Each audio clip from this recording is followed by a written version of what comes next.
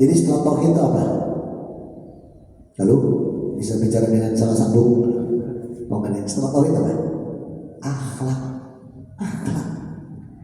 Jadi setelah tauhid itu akhlak. 13 tahun Rasul Muhammad SAW di Mekah itu belum ada syariat, sama sekali belum ada syariat. 13 tahun di Mekah tidak ada syariat.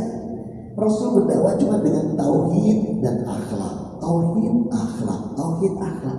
Syariat itu setelah di Madinah, baru syariat puasa, sholat, haji, zakat itu semua di Madinah. Di Mekah 13 tahun itu tauhid akhlak, tauhid akhlak. Maka Rasul mengatakan innama bu'itsu liutamima makarimal akhlak. Sesungguhnya aku diutus ini untuk menyempurnakan akhlak. Rasul mengatakan tidak berlebihan, tidak berlebihan. Karena Allah sendiri yang menetapkan di surat 33 Al-Ahzab ayat 21. Laqad kana lakum fi rasulillahi uswatun hasanah liman kana yarjullaha wal yawmal akhir wa dzakarul katsira. Sungguh pada diri Rasul ada teladan yang baik bagimu. Itu bagi orang yang beriman pada Allah dan hari akhirat. Nah, jadi kalau orang yang beriman pada hari akhirat, ya contohnya harusnya contoh Rasul, bukan Paulo Rossi atau Ronaldo, ya. Tapi harus Rasul yang dicontoh.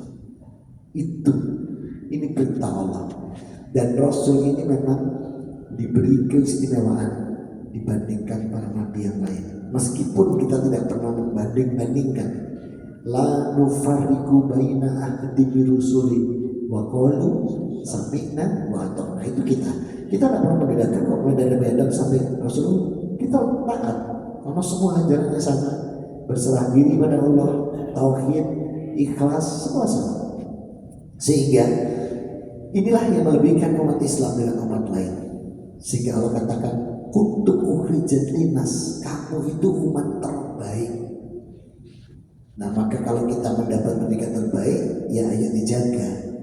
Jadi jangan pangkat derajat yang Allah berikan untuk diri kita itu terus dinodai. Nah, oleh karena itu untuk ke depan kalau ada masalah ini, tolong yang bermasalah jangan dimusuhi, jangan dikucilkan, tapi disembuhkan.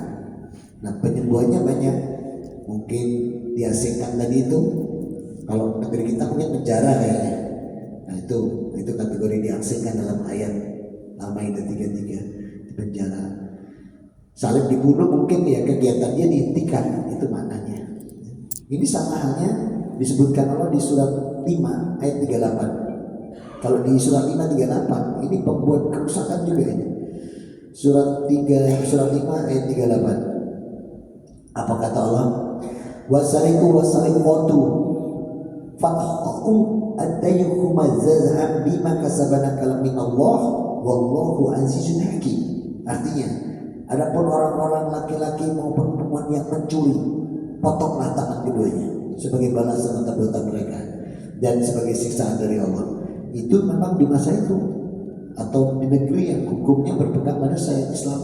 Kalau di negeri kita nggak bisa, serahkan kepada pihak yang berwenang yang memegang regulasi. Mudah-mudahanlah kita semua diberi hidayah Allah, diberi inayah, pertolongan, bimbingan, sehingga setiap amal soleh kita, amal ibadah kita itu di atas Quran, Sunnah, dan ijma ulama, supaya kita mencapai derajat hamba-hamba muttaqi, husnul khotimah, dan ahlul jannah. Amin.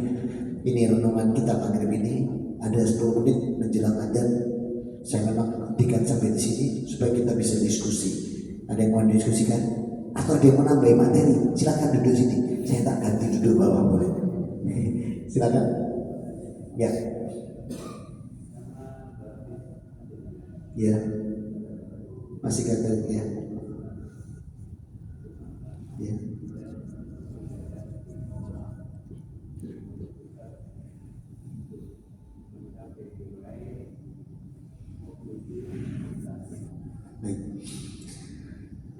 Nama baptis saya Christian ya. Christian Bernard ya. Jadi kalau di mana di Taruna angkatan 35 ada itu Christian. Bangun Samudra nggak ada ya. Saya juga pernah di Taruna AL angkatan 35 88 itu pakai nama itu karena saya masih Katolik, belum Islam. Ya.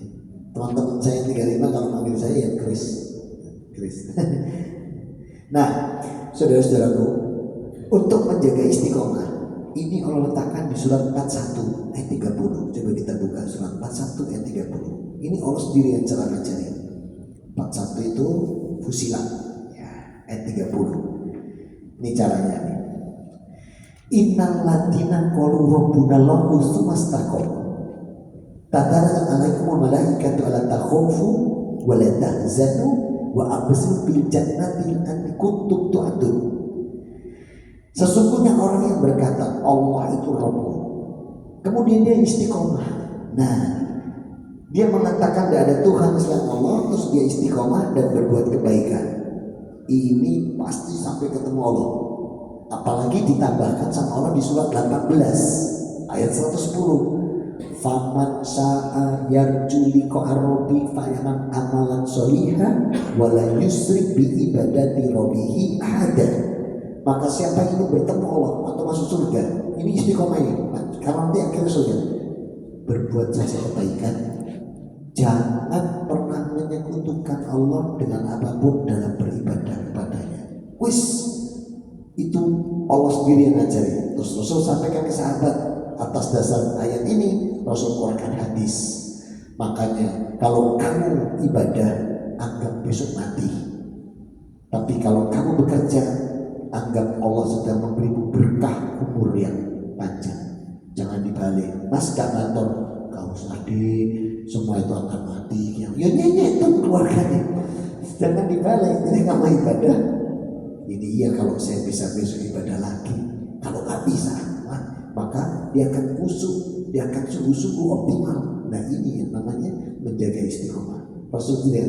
Tapi kalau bekerja, oh iya, kalau beri kita umur yang berkah dan panjang, berangkat. Jangan dibalik, mas gak berangkat kerja, gak usah semua itu akan mati. Lu balik, rusak keluarganya.